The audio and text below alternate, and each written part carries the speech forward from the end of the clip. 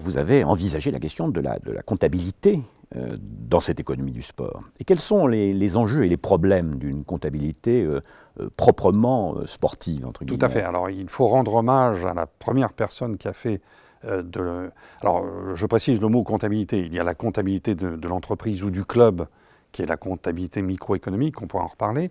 Mais en effet, à partir des années 70, particulièrement en Europe, il y a eu un intérêt à essayer de comptabiliser le poids économique du sport. C'est-à-dire une comptabilité macroéconomique. Finalement, toutes les activités sportives, ça génère ou ça attire combien d'argent, combien de flux économiques, et comparé à l'économie de la nation, ça représente combien.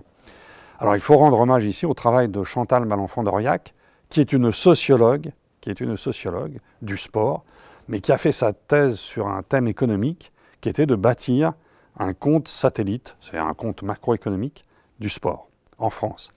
Et elle l'a fait. Elle a passé 6 ans à faire sa thèse parce que c'était très très compliqué de rassembler tous ces renseignements. Et elle l'a publié en 1977 et il faut vraiment lui rendre hommage. Alors après, il y a eu des tentatives. Cette idée s'est répandue partout. Alors, ce n'est pas une idée désintéressée. Bon, si par exemple je vous dis le sport en France, c'est 1,76% du produit intérieur brut, ce qui est le chiffre exact officiel, calculé comme les économistes aiment à le faire. Hein. C'est une information. Donc vous pourrez après aller dire « mais le sport, c'est un secteur plus important que le textile, puisqu'on fait 1,76%. » Et puis vous voyez qu'il y a tout de suite derrière un intérêt pour le mouvement sportif ou les organisations sportives, qui est d'aller voir tel ou tel ministère en disant « on représente une fraction non négligeable de l'économie française, donc vous devez en tenir compte, vous devez éventuellement prévoir des fonds pour cela, etc. » Donc ce n'était pas désintéressé, mais intellectuellement, c'est quelque chose d'intéressant aussi. Et alors ça s'est répandu dans d'autres pays européens, à tel point que le Conseil de l'Europe s'est saisi de cette question dans les années 80 et a demandé à une équipe anglaise de réaliser une première étude pour rassembler des données aussi... Enfin, à l'époque, elles n'étaient pas du tout homogènes, enfin, de rassembler des données sur le sport. Puis il y a eu une deuxième étude qui a été confiée à une équipe française dont j'étais le responsable. C'était M. Bambuc, je crois, qui m'avait confié cela comme mission. Donc, alors là, on a essayé de rassembler sur 12 pays européens des statistiques homogènes sur combien d'argent les entreprises, les ménages, l'État, les collectivités locales... Et ça date de quand ça? Alors ça date, l'étude a été validée par le Conseil des ministres, par les ministres européens du sport en 1994. Et l'étude s'est déroulée de fin 92 à mi-93. Donc voilà, ça c'est la deuxième étude du Conseil de l'Europe.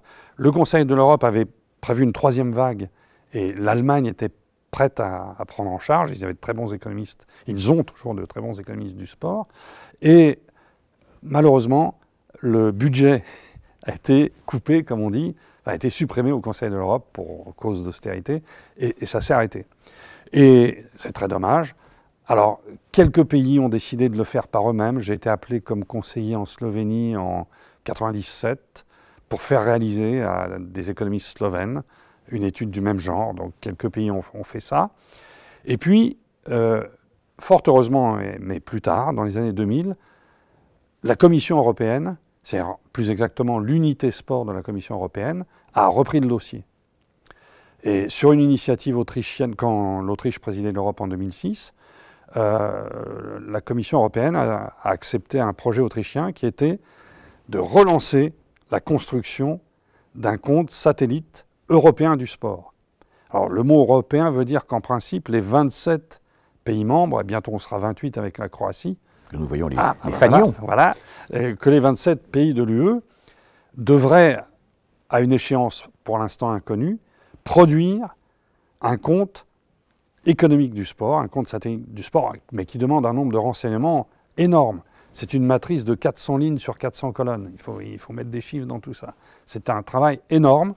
C'est tellement énorme que pour l'instant, 3 pays seulement ont réussi à renseigner la matrice, l'Autriche, qui était initiatrice du projet, le Royaume-Uni, ce qui est important, Chypre, c'est intéressant, mais c'est moins important. Mais il y a plusieurs pays, il y en a 5 ou 6 qui sont engagés à le faire. L'Allemagne, la France, la Pologne et un ou deux autres, mais qui n'y parviennent pas. Et parce que ce n'est pas l'Union européenne qui paye. Donc il faut que les ministres des sports, etc., mettre ça au top de leurs priorités. Et bon, ils ont d'autres choses à faire en ce moment. Ça montre bien les difficultés de mise en place d'une entreprise européenne réelle. Oui, oui. Alors, mobilisant. Et là, il y a deux raisons. Il y a une raison financière. Ça coûte cher, un compte économique du sport, ça coûte cher de le monter. Deuxièmement, c'est méthodologiquement difficile. Et précisément pour cette raison-là, nous, en France, nous avions adopté, enfin, du temps où Mme Buffet était ministre, le cabinet avait convoqué un groupe d'experts dont je faisais partie pour essayer de construire une comptabilité macroéconomique du sport. Et dès les premières réunions de ce groupe d'experts, nous avions choisi, alors il y avait des gens de l'INSEE par exemple, de l'Institut national de la statistique dans ce groupe, et très vite nous avions conclu que avec l'argent dont on pouvait penser que l'on disposerait, il était impossible de faire un compte satellite du sport, qui aurait demandé un travail énorme.